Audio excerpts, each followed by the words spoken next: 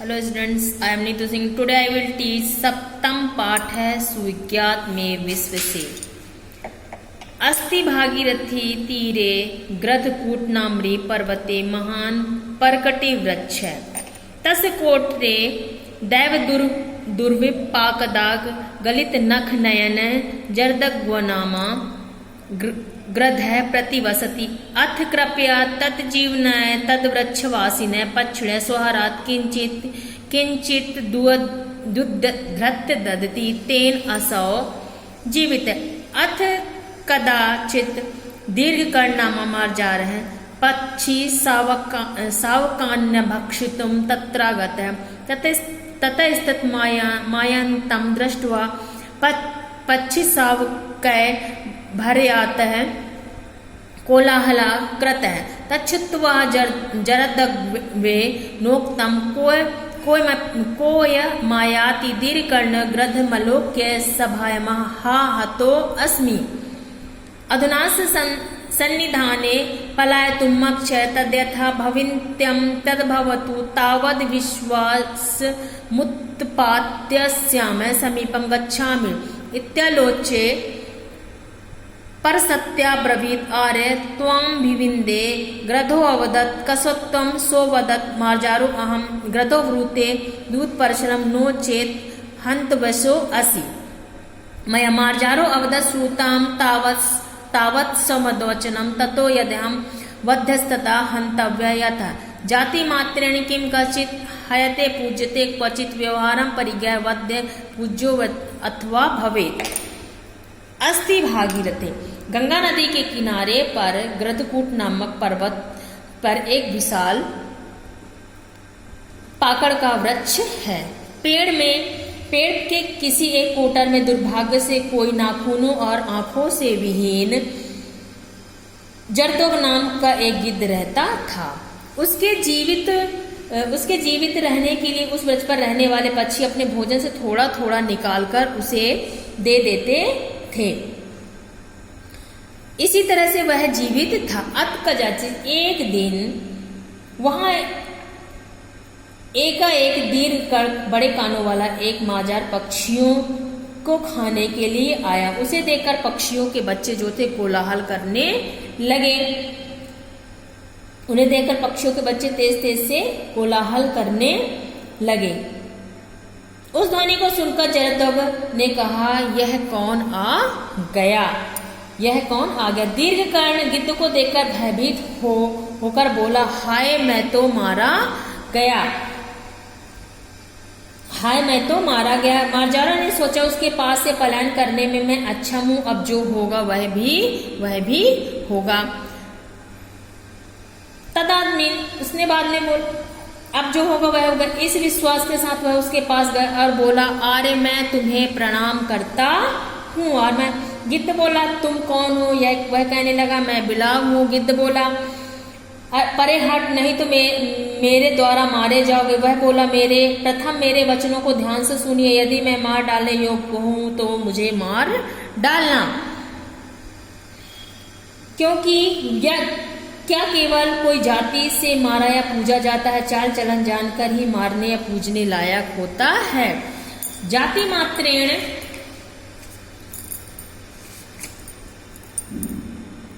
क्या केवल कोई जाति से ही मारा या पूजा जाता है? चाल चलन जानकर ही मरने या पूजने लायक होता है। गधो ब्रूते ब्रूहि किमर्थम आगतो असि स्ववदत् अहमत्र गंगा तीरे नित्य स्नाये निरामिषासि ब्रह्मचारी चांद्रायण व्रत मारंचि तिष्ठामि यूयं धर्म ज्ञान परता विश्वास भूमे इति पक्षिणे सर्वदा ममाग्रे प्रस्तुतवन्ति अतो भवद्यो विद्यावयो वृद्धिवयो धर्म श्रोतुमिहागतः भवन्तश्चादृशा धर्मज्ञा यन्मां मतिं हन्तु मुदता गृहस्थ धर्मक्षेप यदि बाधनं नास्ति तदा प्रीति वचनाप्यतिथि पूज्य एव। ग्रधोभूतो गिद्ध ने कहा, तुम किस हेतु यहाँ आए थे। उसने कहा, मैं प्रतिदिन नहाता हूँ, शाकाहारी हूँ, ब्रह्मचारी हूँ, चंद्रायण व्रत धारक यहाँ गंगा नदी के किनारे करता हूँ। तुम धर्मज्ञ एवं ज्ञानग्रद हो, भरोसे के लायक हो। इस प्रकार यहाँ बसने वाले सभी पक्षी मुझसे कहा करते हैं। ऐसे विद्यावान इति पशु, यही सब पशु कहते हैं। अतो भवद, ऐसे विद्यावान एवं उम्र में बड़े अतः ज्ञान प्राप्ति हेतु मैं आपके सामने उपस्थित हुआ हूँ। परंतु आप जैसे धर्म प्रेमी ही मुझ जैसे मेहमान को मारने हेतु अगर उद्धत होंगे तो यह तो गृहस्थ धर्म का पालन नहीं है। यदि धन का अभाव हो तो अतिथि पूजने योग्य, अतिथि देवता के समान है। ग्रधो अवदत् मार्जारो हि मांस रुचि, पक्षी सावकाश्च चात्र निवसन्ति तेना मे बभ्रीमि तच्छुत्वा मार्जारो भूमि स्पृष्ट्वा कर्णो स्पृशति भूत्रे च। मया धर्मशास्त्रं सुत्यावीत रागेण देम दुष्करम व्रतम चंद्राणि धर्मास्ति परस्परम विवदमानामपि धर्मशास्त्रम अहिंसा परमो धर्म इत्यत्रैकमत्यम्। गिद्ध ने कहा, यह बिलाव मांस का प्रिय है।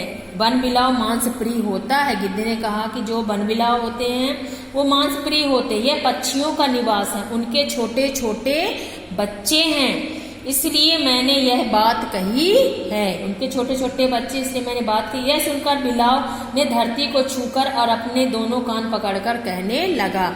यह सुनकर बिलाव ने धरती छूकर और अपने दोनों कान पकड़कर कहने लगा, मैं धर्म शास्त्रों को सुनकर वैराग्य धारण कर कठोर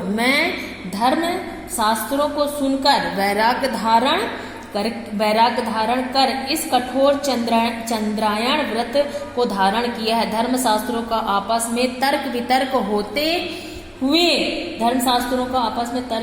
होते हुए सबने एक मत से अहिंसा परम धर्म ऐसी मान्यता दी है। ऐसा ही एक मत है।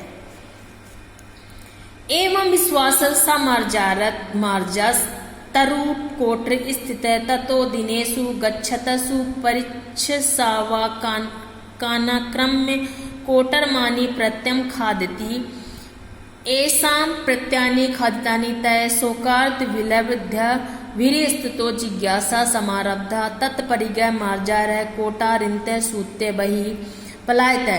पश्चात्ताभिरिक्तस्तो निरूप्य दिव्य तत्तरुकोटरे सावाकस्थिनि प्राप्तानि। अनन्तरं ते ऊचु अनेनैव जरदगवेनास्मकं सावका खादिता इति सर्वैः पक्षी निश्चित्य ग्रधो व्यापादितः अतो अहं ब्रवीमि। एवं विश्वास, इस प्रकार से विश्वास में लेकर वह बिलाव वृक्ष के कोटर में निवास करने लगा। इस प्रकार कुछ दिन बीत गए। वह प्रतिदिन पक्षियों के बच्चों को पकड़ता था और कोटर में ले जाकर उनका भक्षण करता था। जिस दिन पक्षियों के बच्चे खा लिए गए तब उन शोक विलाप करने वालों की जिज्ञासा हुई। जिन पक्षियों के बच्चे खा लिए गए थे तो उन पक्षियों ने क्या किया कि शोक विलाप करने वालों की जिज्ञासा प्राप्त हुई। यह जानकर वह बिलाव कोटर से बाहर निकलकर भाग गया। यह जानकर जो बिलाव रहता था कोटर में वह भाग गया। इस प्रकार बाद में पक्षियों को कोटर में उन शावकों की हड्डियां देखने को मिली। इस प्रकार से जो कोटर में हड्डियां थी तो उनको देखने के लिए अनंतरम ते उचु। इस प्रकार से तत्पश्चात वे कहने लगे, हो न हो इस जरद्वग ने हमारे बच्चों का भक्षण किया है। हो सकता है इस जो गिद्ध है इसने हमारे बच्चों को खा लिया है, इसने हमारे बच्चों को मार डालिया है। सभी पक्षियों ने दृढ़ निश्चय किया कि उस गिद्ध को मार डालेंगे। यह मेरा कथन है। सभी पक्षियों ने दृढ़ निश्चय किया उस गिद्ध को मार डालो। यही सबने दृढ़ निश्चय किया। किसी तत्पश्चात वे कहने लगे, अज्ञात कुलशीलस्य वासोदैवो न कश्चित मार्जारस ही दोषे हतो गृधो जरद्वगः। कहा गया है किसी भी अपरिचित व्यक्ति को अपने कुल और स्वभाव को ज्ञात किए बिना स्थान नहीं देना चाहिए। बिलाव के दोष से बेचारा गिद्ध मारा गया।